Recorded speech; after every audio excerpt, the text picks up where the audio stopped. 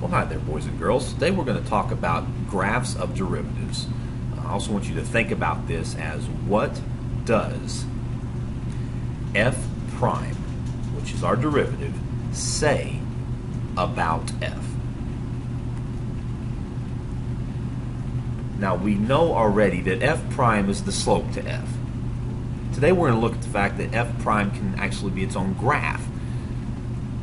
So let's practice this a little bit, but before we do that I want to make a statement, and that statement is that the y values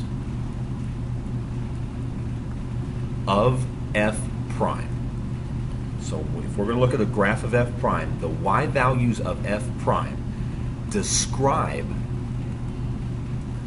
the slopes, or describe the slope of f of x. Let's go take a look at what I mean. We've got a picture here, and this is, by the way, this is a picture of a cosine graph. That doesn't matter for now, but this is just a picture of a graph, and I want you to think about this as f of x.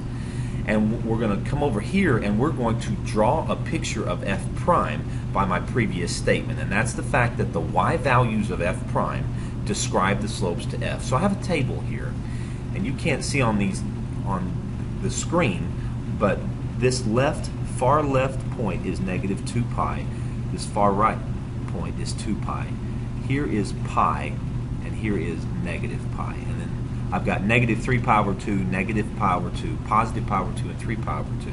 Now I don't have them listed all the way through here on my table, but you'll see what I mean. So since the y values of f prime are supposed to describe the slopes to f, let's go look at them. Here is a graph of f, and out here at negative 2 pi, I can tell that's one of the peaks, or the maximum values to the graph. And if I were to draw a little tangent line, the slope of that tangent line would be flat, so the slope of that graph is 0. So that means that the y value for f prime needs to be 0 at negative 2 pi. Let's do another one. At negative 3 pi over 2, a tangent line slope would have, I don't know, estimating that's about negative 1. That means that the y value for f prime at negative 3 pi over 2 should be down here at negative 1. Let's take a look here at negative pi. A tangent line slope would be flat, which means that has a slope of 0. So f prime's y value should be 0. Then at negative pi over 2, if I was to draw a little tangent line, it would have a positive slope, and I'd call that about positive 1. So that means the y value should be a positive 1 here. Okay, then here at 0, I've got a flat maximum, or a flat line. My horizontal line is, well, horizontal line has a slope of 0. So at 0, f prime should also be 0. And then at pi over 2, here I've got a tangent line that's got a slope of about negative 1.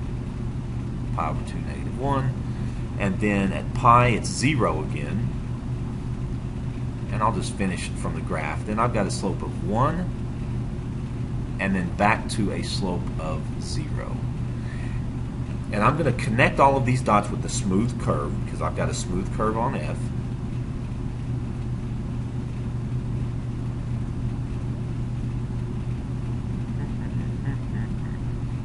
And we have now drawn a graph of f prime of x.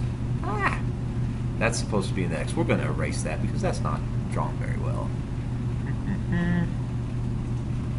We now have a graph of f prime of x. The y values describe the slopes. This y value is 0 because the slope on the original graph of f was 0. This y value is negative because our slope was negative. So the y values on f prime describe the slopes. By the way, the graph that we have here happens to be a negative sine of x graph. So you've now learned the derivative of cosine, but more on that much later. Let's do another example.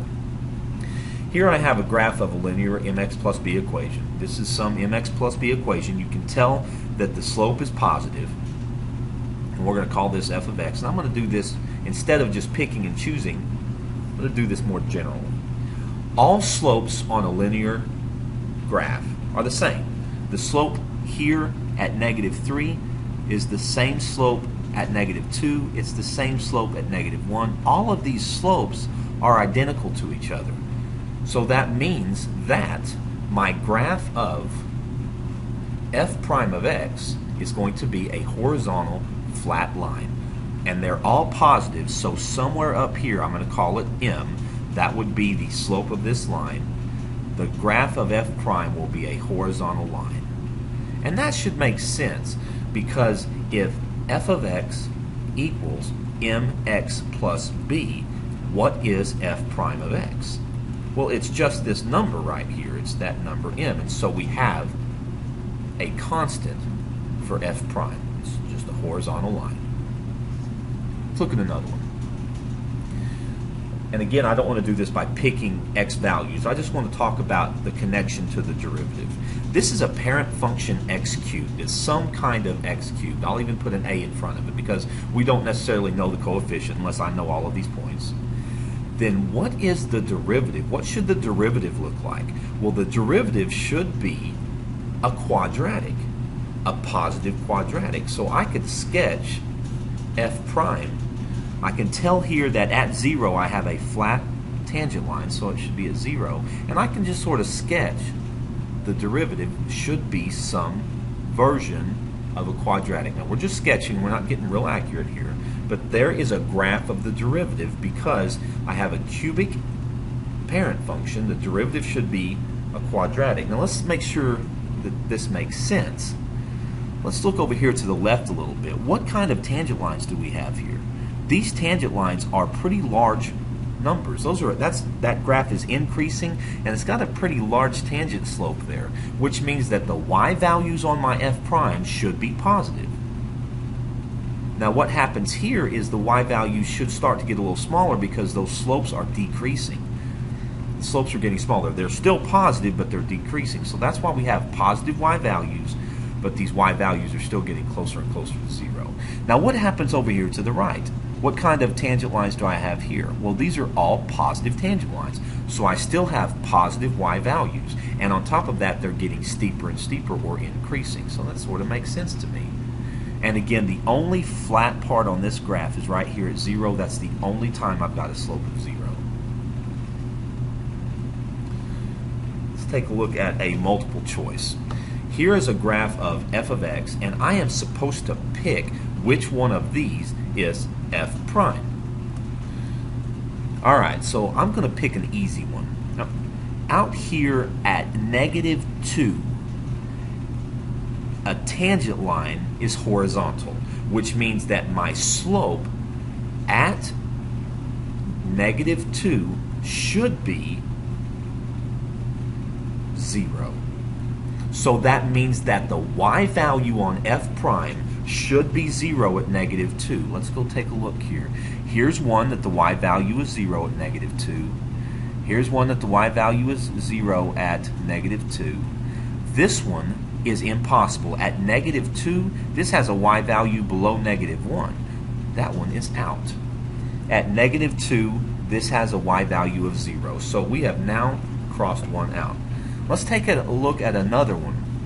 I have a horizontal line out here close to 1.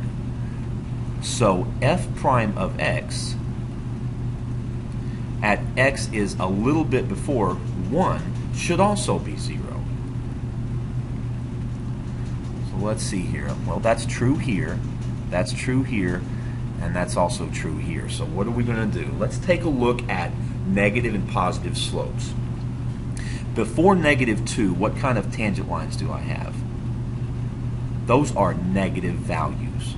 Those are all negative slopes before -2. That means that the y value of my f prime, or the y value of my derivative, should be negative. Well, here I've got some positive y values and then some negative y values. That doesn't make sense. Here I have negative y values. That makes sense. And here I've got positive y values. That doesn't make sense. This is the only one left, but I want to continue with this.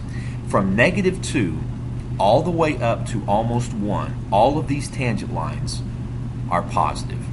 That means that my graph of my derivative should have positive y values. That means above the x-axis from -2 all the way to almost 1. Looky here. These are all positive y values all the way till almost 1.